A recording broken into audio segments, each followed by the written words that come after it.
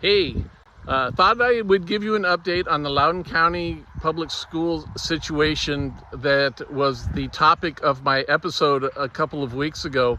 Um, the U.S. Department of Education started a Title IX investigation against not only Loudoun County, but four other school districts in Northern Virginia.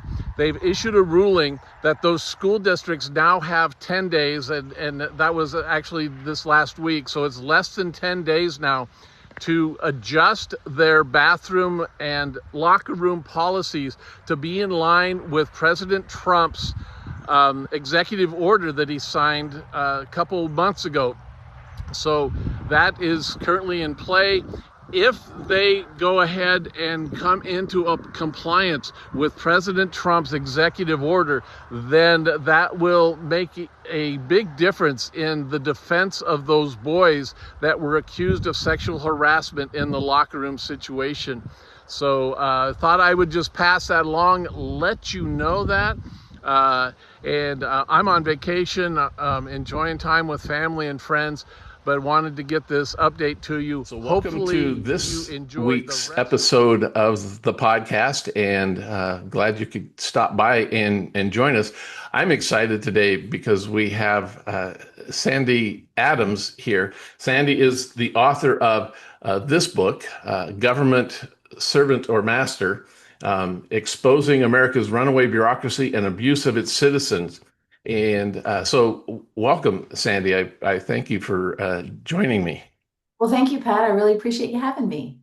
And so we met at a city elders meeting here in the Waynesboro area, and you talked about this, and I was it just really struck me, and I loved your book, and so it's great to talk to you. You want to just kind of share, like, what led up to the authorship of your book?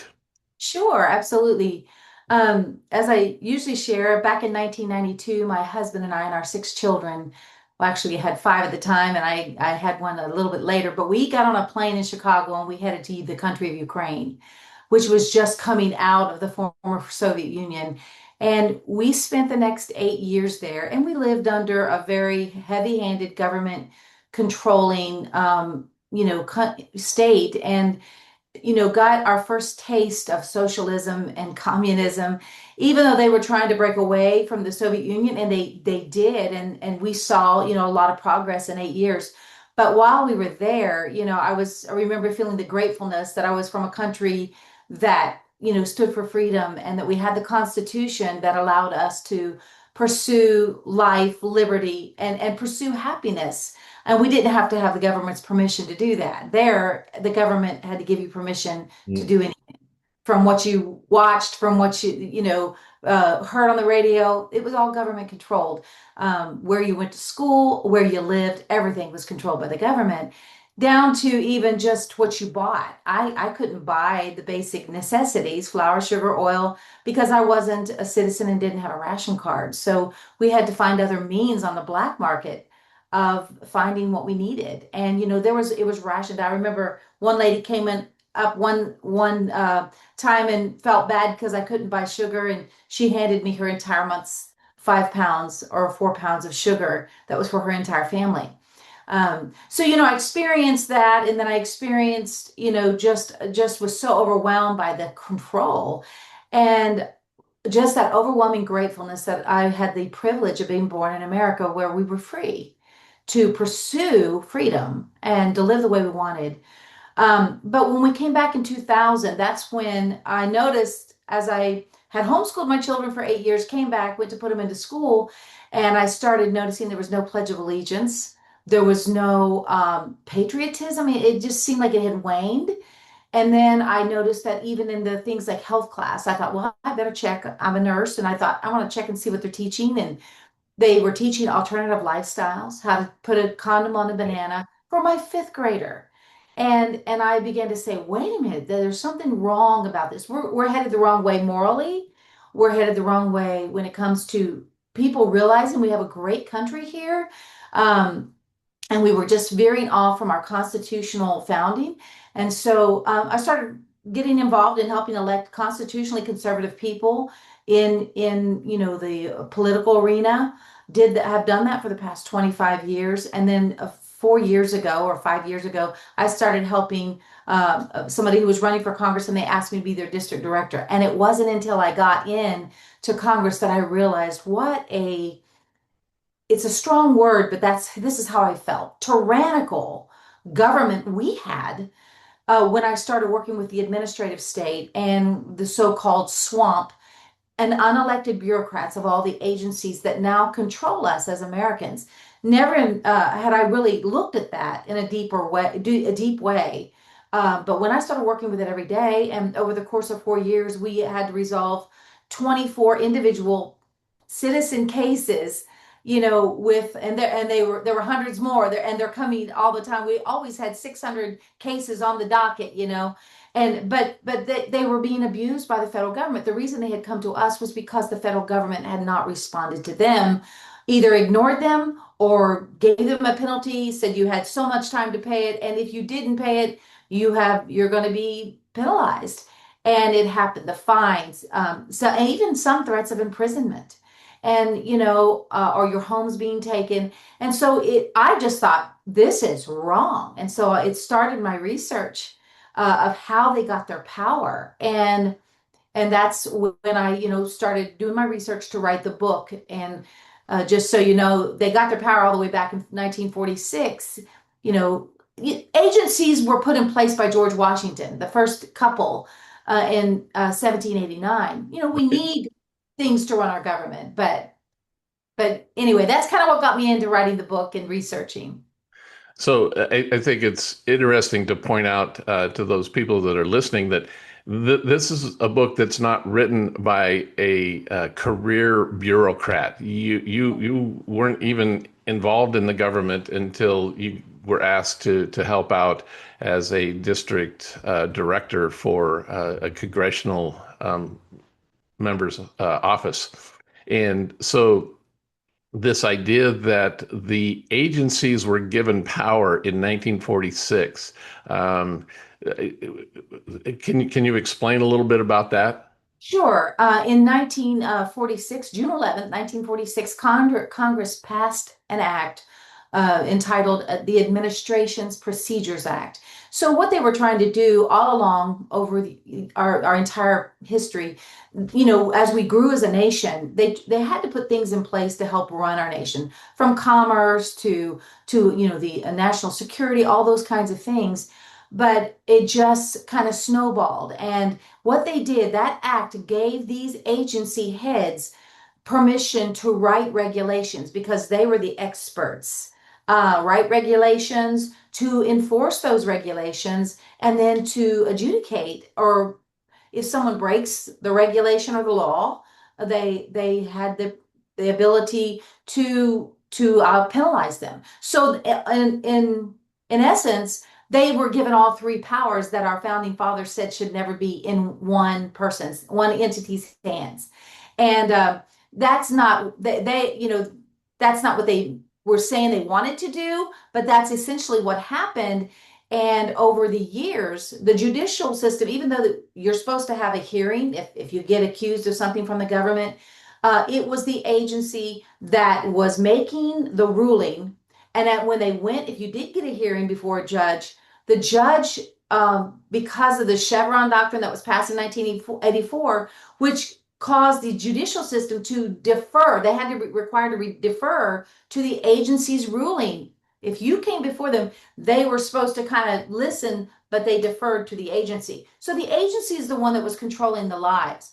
I do want to interject, though, that thankfully last year, in 2024, in June, I think it was June 28th, the Supreme Court overturned the Chevron deference. Yes, I remember And that. which is a good thing, and where that means we're going in the right direction. But yeah, when I found that out, this is all before it was overturned, I was like, oh, they are the judge, jury, and executioner, and there is nothing we can do. And they're unelected bureaucrats. They're not our representatives. And so, Yeah. yeah, kind of what that was all about. Yeah, that was because you shared several examples in the book about people, and I think a lot of people have experienced some of those frustrations of dealing with that federal bureaucracy and the rules and the regulations and the penalties that we have no control over. All of a sudden, we get some kind of notice that we've done something or didn't do something, and we have 30 days to figure it out. And there's no mercy, and there's no, and I feel like many times in my cases, there was no humanity, no sympathy. It was like, Mm. well, you have a house, you can sell your house. They would say this to people who are in their 70s who, Oh my had gosh. paid off. In other words, to pay the government off, and in many cases, the government had made the mistake. The agency had made the mistake and was passing that penalty on to the American citizens. So it was very infuriating to me. Wow. Yeah. One of the aspects of the book that I really enjoyed was I had never actually sat down and read the Declaration of Independence or the Constitution, or I'd read a few of the amendments, but never, paid a lot of in-depth attention. So I really appreciated that part of the book of reading the Declaration of Independence, reading the Constitution, and some of the notes that you had put in there. I mean, was as you wrote that book, was that the purpose to basically force people to here, this is what the founding documents tell us we have? Well, when I found out, the tyranny that was taking place, and as I started my research, I found out how it happened. And then I thought, how did we get from 1776 to 2024, 2025? I began to do some research about the American citizenry and even our education, and realized that, almost like you said yourself, I mean, here you are, a very conservative person, and you're a person who loves this country, but yet you had not read its founding documents. And there was a dearth of lack of knowledge about our founding from our young people, because we're no longer teaching the kind of civics and real history. We're enforcing, Right. we're pushing agendas and things like that, instead of reading, writing, arithmetic, and learning our history and being proud of this country. And I thought, I have to include the Declaration, because they have to understand why we left Great Britain. Why did we, declare our independence? It was because of the abuses, and we are experiencing those kind of abuses today. And I want people, and sometimes we don't read these documents because they're in Old English, and sometimes it's maybe a little bit hard. So I tried to break them down Yeah. and say exactly what was going on, like with the 27 grievances that they complained to the King, George III. What was that grievance about? And so I tried to describe that, so people can understand that it may be a little different here, but we have grievances that we need to take up with our own government. I'm not promoting riots or insurrection, but we are the sovereign. And what has happened is our government has gotten so large, they have become the sovereign, and they think they're in total control. And even those who are representatives in our Congress, the House and the Senate, some of them that have forgotten that their main job is to represent their people, not the president of the United States. Even though if it's a president you agree with, and that is, you want to help him, you want the president to be successful, but they represent the people, and that from their own areas. And I think that we have to go back to constitutional way of governing. It's not, and I could go into a lot. It gets very deep and detailed, but a lot of what's happening in Congress is not constitutional. They're not, their measuring rod is not the Constitution itself. And Yes. they're doing things that, if you line it up and use that as your measuring rod, it would not align with the Constitution. We need to get back to that. And that's why we veered off so far. So, in the book, um, what is your takeaway that you hope a reader will get from your book?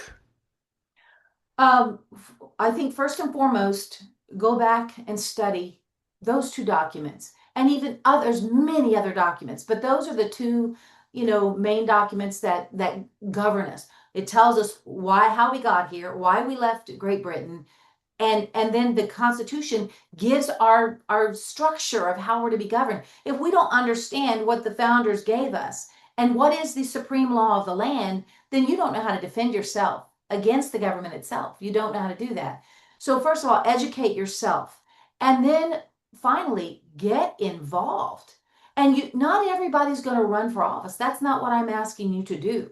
But we have not just federal government, we have local, we have state, and we have federal. And when I say local, I'm talking about your school boards. Know what's going on in your schools. Know what's being taught to your children, and know what your board of supervisors are promoting. That's, I will just give you a little example. I was at a board of supervisors meeting just recently, and they were literally getting ready to consider passing a law, an ordinance in our town that we could only have so many people at our houses for gatherings because of one complaint of noise when somebody had like a concert and they owned like 30, 40 acres.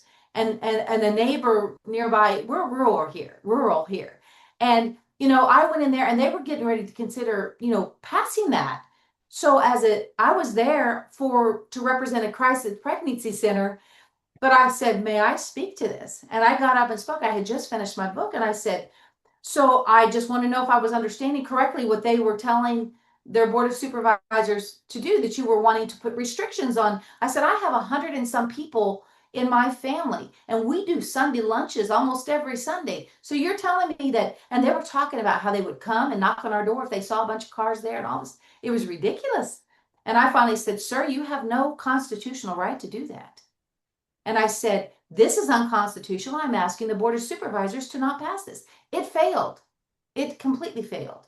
And now that, I can understand why police and ambulance and all that want somebody to let them know they're going to have a big crowd in case of accidents or something like that. But not when you're having family gathering. And it was like, if you're going to have 25 people or more, that's ridiculous. So anyway, long story short, that's board of supervisors. That's a local level. Know what they're doing, because they can take your freedoms away and you don't even know it, because you think, oh, I live in this little tiny small town, American town. It's awesome here. No, you have people who will try to take your freedoms, and you got to stay on top of that. So I encourage them to get involved locally. Get to know all of your representatives. You only have a state rep, state delegate, and you have one senator in your state, and then you have a congressional representative, and you have two senators. That's not too many people to go and knock on the door. You can go to Washington, D.C. and, or call and ask to visit with them. And they are supposed to visit with you. So get to know them, but do what you can, whether it's local or all of them. Yeah, Make sure they're governing constitutionally. Yeah.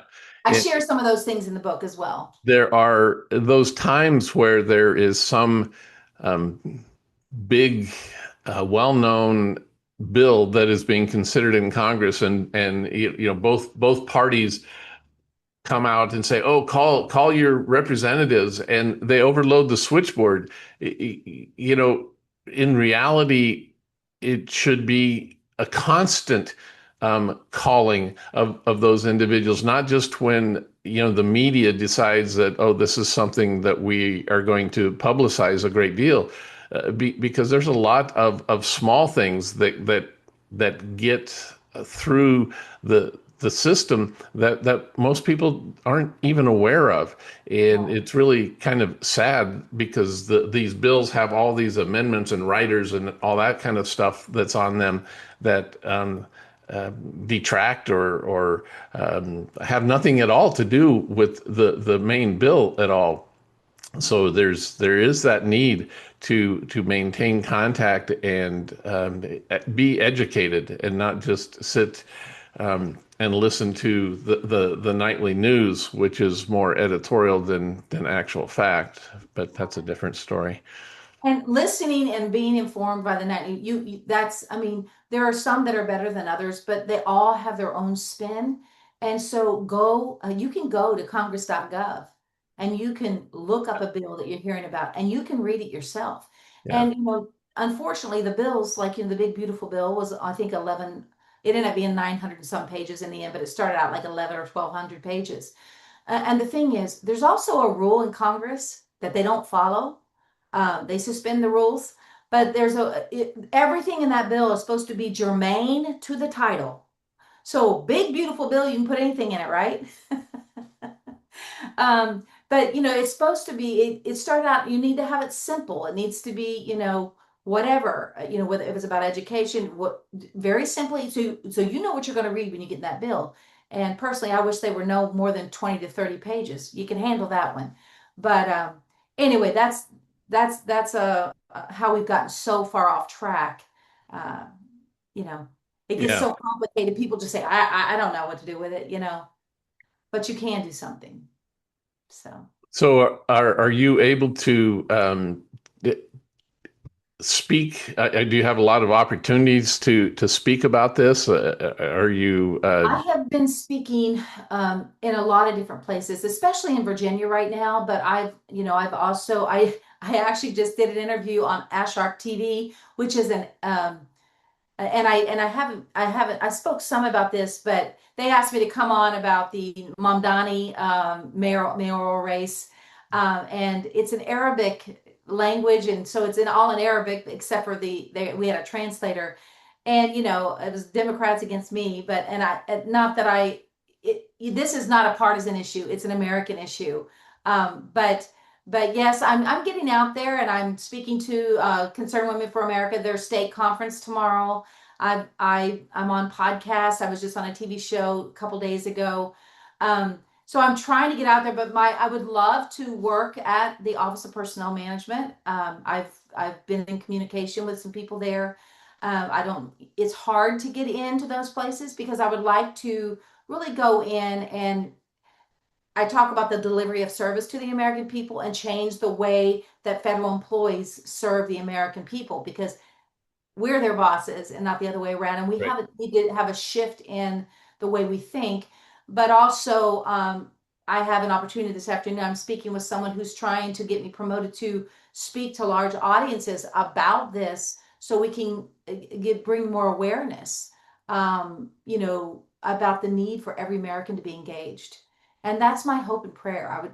They need to be engaged because if we're not going to keep our republic. We're not going to keep it because if you don't know it, if you don't know about it, if you think we're all safe and hunky-dory and there's no danger here, and the ideologies that are coming even from Congress, they're not American. They're not foundational principle Yes, ideology. that's right. Yeah, Yeah, it's an enemy. Those ideologies are an enemy to our nation. so And true. yeah, so if we think we're not in trouble or not in danger, that's when we're going to lose our country. And that's just the truth of the matter. So I'm trying to get out there and do what I can, and I'm praying that God will just open up the opportunities that He has for me, and I'm sure He's going to do that. So do you have a website that people could go and find out a little bit more, or I can they buy I the book on the website? Yes, you can buy it on the website. You can also buy it on Amazon, which is it helps me as far as in ratings.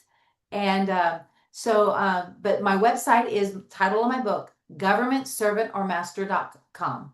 Okay, I'll Governmentservantormaster.com. put that in the description when we post this, so people can go Okay, take a look at that. great. Well, like I say, I really appreciate you coming and joining me and taking some time. Hopefully, people will take the task to heart of going out and getting involved, maintaining some contact with their representatives in Washington, their local representatives, whether it's school board or county supervisor or whatever it is. Wonderful. There are opportunities to stay in contact or to serve. It takes local people on those local boards, and Absolutely. that's a good place to help create the society that we want to live in. So, Absolutely. any final thoughts? Anything we haven't mentioned? Well, I would just say, We live in the most wonderful country in the world. I've been in almost 62 countries, and there's not a single country that offers the freedom and just the prosperity that America has offered over the past 250 years. And so I would encourage people to really go and study. I've already mentioned that, but go and study the history of our country and figure out what is your passion. What is it that you're concerned about? Are you concerned about education? Are you concerned about healthcare? Are you concerned about, you know, the things that are being pushed on our children? Are you concerned about, what's happening, the violence that's going on? Whatever is your passion, there's something that you can do to make a difference there. And I would say get involved on whatever level you can. It doesn't matter if you're a mother, if you're a doctor. We had a doctor last night at a meeting who's going to run for school board because he's so concerned about some of the things that are going on. So, just there's something that you can do. And like I said, you may not run for office, but you may get involved where you can and get to know those who are the influencers, and build a relationship with them and do your part. So That's so good. So good. Thank you so much. All right. Well, all of you out there that are listening to this, take heart, take heed, and step into this. So thank you so much. thank you for having me, Pat.